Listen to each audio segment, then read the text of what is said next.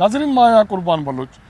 अॼु असां वरी मुख़्तलिफ़ मुल्क में जेके सियासी मामला हलनि था या ॿिया मामला हलनि था उन हवाले सां तव्हांजे साम्हूं उनजा तफ़सील खणी आयासीं ऐं असां उन ते डिस्कस कंदासीं। असां सां गॾु सीनियर दोस्त आहे काशिफ़ रफ़ीक, न्यूज़ 1 में सीनियर रिपोर्टर आहे। काशिफ़ सां असां ॻाल्हाईंदासीं पाकिस्तान तहरीक इंसाफ़ जी हवाले सां, छो त काशिफ़ पाकिस्तान तहरीक इंसाफ़ खे एज़ अ बीट तौरु मुसलसल उनखे कवर कंदो पियो अचे जॾहिं अपोज़िशन में हुई, हाणे हुकूमत में आहे। तो काशिफ़ भाई, मसला ये हो रहा है कि मियाँ नवाज शरीफ की तिबी बुनियादों पे बेल हो गई, आसिफ जरदारी की हो गई, आज सिंध असेंबली के स्पीकर आगा सिराज दुरानी की बेल हो गई, उसके केस में दूसरे मुल्ज़मान की आज बेल हो गई। पाकिस्तान तहरीक इंसाफ करप्शन के ख़ात्मे के नारे पे बुनियाद पे इक़्तिदार में आई, तो ये चीज़ें जो जिस पे तहरीक इंसाफ इल्ज़ाम लगाती आ रही है या नेब से इल्ज़ाम लगते आ रहे हैं करप्शन के, वो सारे बेल पे छूट रहे हैं तिबी बुनियादों पे या किसी और इश्यूज़ पे। तो PTI क्या सोच रही है as a government, as a party, उसकी जो कारकर्दगी है, लोगों के पास उसका इमेज है, वो कहाँ खड़ा होगा? बहुत शुक्रिया कुर्बान बलोच साहब। देखिए, बुनियादी तौर पे जिस वक्त तहरीक इंसाफ आई तो उनका ये कहना था कि हम करप्शन के ख़िलाफ़ जो है वो किसी किस्म की वो टॉलरेंस बर्दाश्त नहीं करेंगे। इमरान खान का ये विजन था, इस विजन के बुनियाद पे एक स्लोगन बना और पार्टी इक़्तिदार में आ गई। बुनियादी तौर पे पार्टी 15 महीनों में वो टेक ऑफ नहीं ले सकी जो उसको लेना चाहिए था। तो उन्होंने जो स्लोगन लिया कि हम बड़े बड़े लोगों को पकड़ेंगे, गिरफ़्तार करेंगे, नैब बड़े बड़े केसेस बनाएगा, वो बड़े बड़े केसेस भी बने, लोग गिरफ़्तार भी हुए, लेकिन कोई तिब्बी बुनियादों पे बेल पे चला गया तो कोई किसी और वजह से बेल उसे मिल गई।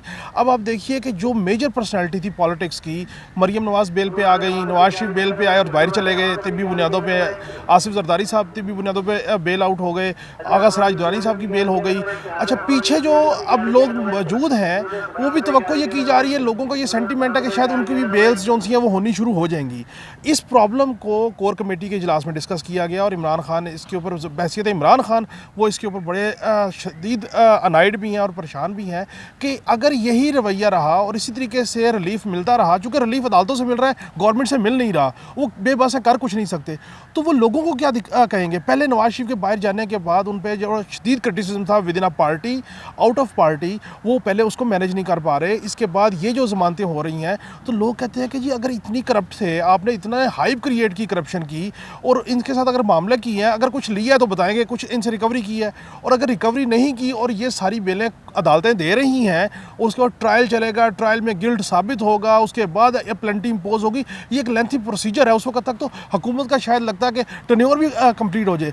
इस मामले को लेके इमरान खान काफ़ी परेशान है और इमरान खान अपने पार्टी के काबरीन से भी बड़े गुफ्तगू कर रहे हैं, लेकिन इमरान खान बेबस इसलिए हैं कि केसेस नैब बना रही है, अदालतें ज़मानतें दे रही हैं या अदालतों में प्रोसिक्यूशन काम कर रहा है, तो वो बेचारे बेबस हैं कि हमने इतनी हाइप क्रिएट कर ली, लेकिन अगर यहाँ से कोई आउटकम नहीं निकलता तो उनके पास आवाम को देने के लिए कोई अल्टरनेटिव नैरेटिव नहीं है, वो फंस गए हैं इस टाइम। बिल्कुल, ये आप सही कह रहे हैं कि अगर आप बकौल आपके तो वो परेशान हैं और रिलीफ गवर्नमेंट नहीं दे रही है, अदालतें दे रही हैं, लेकिन केस तो नेब बना रही है, सबूत नेब को पेश करने हैं अदालतों में और काफ़ी माह लग जाते हैं, रिमांड पे लग जाते हैं, शायद या तो केस वीक हैं, शवाहिद वीक हैं, जिसकी वजह से वो केस मज़ीद प्रोसीड नहीं हो रहे।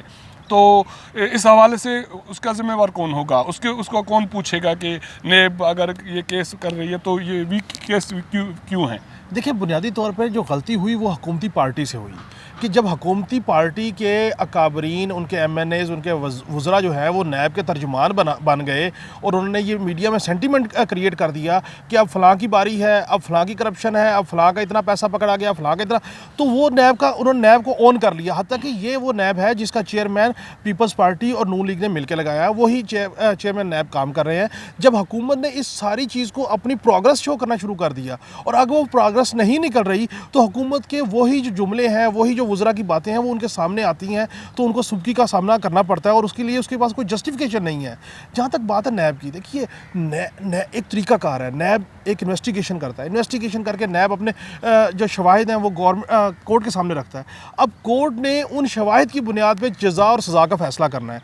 ये इतना लेंथी प्रोसेस है कि ये प्रोसेस 2, 4, 5 साल में पूरा होने वाला नहीं है, क्योंकि हमने माजी में भी देखा कि जो नैब के केसेस थे, मतलब जरदारी साहब के ऊपर माजी में केस था, लेकिन जब वो चला तो पिंडी नैब कोर्ट ने उनको बरी कर दिया। ठीक है, इस तरह बाकी लोगों के ऊपर भी केसेस बने, वो केसेस बने, पेशी दर पेशी शवाहिद चलेंगे, उसके कंक्लूजन आएगा, उसकी जज़ा सज़ा का फ़ैसला होगा। लेकिन गलती जो हुई वो हुकूमत से ये हुई कि उनको नैब के मामले में उनका तर्जुमान बन के बातों को हाईलाइट नहीं करना चाहिए था। उनको ये नहीं कहना चाहिए था फ़लाँ की बारी है, अब फ़लाँ की बारी है।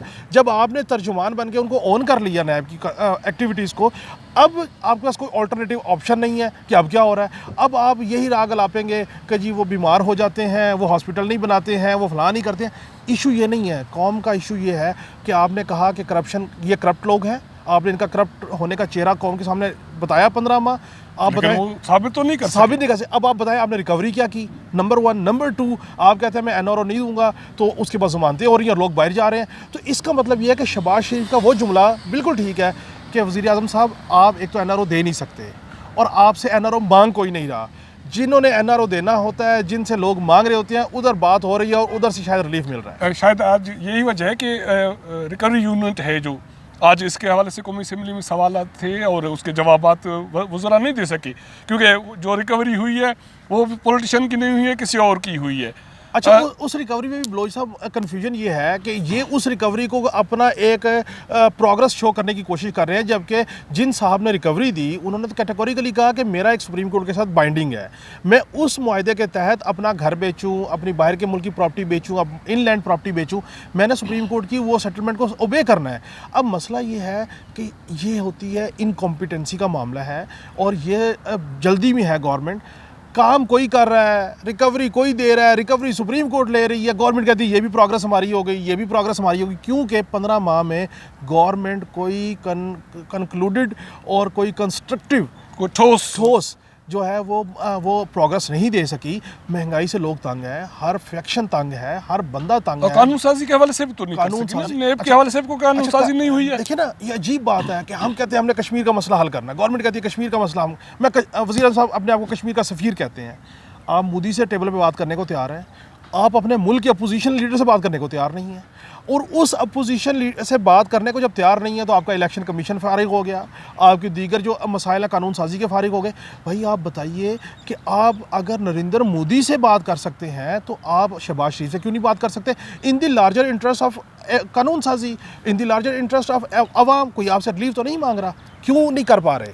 मैं ये कुर्बान लोचा को जुमला बताऊँ, वो सिर्फ इसलिए नहीं कर पा रहे कि उन्होंने कहा ये सारे करप्ट हैं और मैं अकेला सही नहीं कर सके और मैं अकेला सही हूँ। अब उनको उस रिएक्शन से खौफज़दा है कि कल मैं शहबाज शरीफ के साथ जब किसी जगह पे बैठ के कोई मुशावरत करूंगा इलेक्शन कमीशन के ऊपर, किसी और मामले के ऊपर, किसी कानून साजी के ऊपर, कश्मीर के मामले के ऊपर, तो लोग कहेंगे जी इन करप्टों के साथ आप बैठे हुए हैं।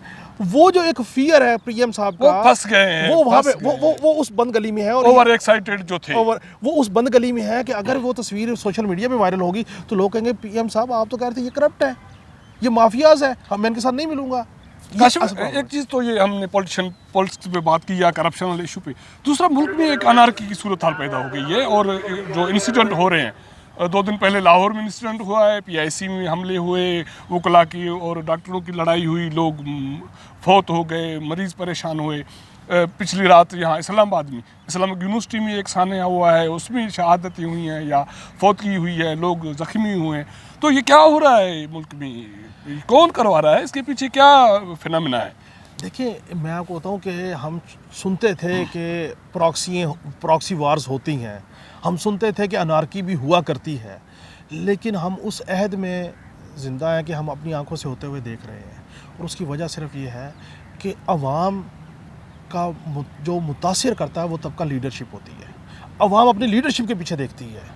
देखिए ये बड़ी सादा मिसाल है कि जो नवाज़ शरीफ साहब के चाहने वाले हैं वो नवाज़ शरीफ के एटीट्यूड को फॉलो करते हैं, इमरान खान साहब को जो पसंद करते हैं वो इमरान साहब की एटीट्यूड को फॉलो करते हैं, जरदारी साहब तो ये किसका एटीट्यूड? देखिए अब हुआ क्या हुआ, ये कि हमारी लीडरशिप ने जो 90s की पॉलिटिक्स थी उन्होंने मारे खा के तहम्मुल का मुजाहरा किया कि यार अपोजिशन है या हुकूमत है, लेकिन एक ड्रा लाइन से आगे नहीं आपने जाना।